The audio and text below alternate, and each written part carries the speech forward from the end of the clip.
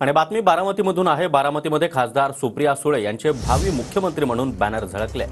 ईदच्या शुभेच्छा देणाऱ्या बॅनरवर भावी मुख्यमंत्री असा उल्लेख सुप्रिया सुळे यांचा करण्यात आला, तर जळगावच्या बोदवडमध्ये जयंत पाटलांचा भावी मुख्यमंत्री असा उल्लेख करण्यात आला।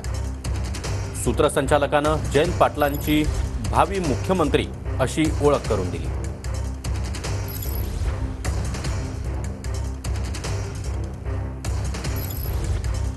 तर बारामतीमध्ये आपण पाहतोय की सुप्रिया सुळे यांचा भावी मुख्यमंत्री असा उल्लेख करण्यात आलेला बॅनर लावण्यात आलेला आहे।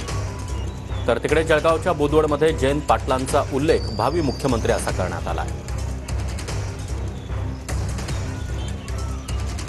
त्यामुळे राष्ट्रवादी शरद पवार गटामध्येच दोन भावी मुख्यमंत्री अशी चर्चा सध्या राजकीय वर्तुळात रंगली आहे। महाविकास आघाडीचे भावी मुख्यमंत्री म्हणून आदरणीय जयंतराव पाटील साहेब या ठिकाणी आपलं मनोगत व्यक्त करतात।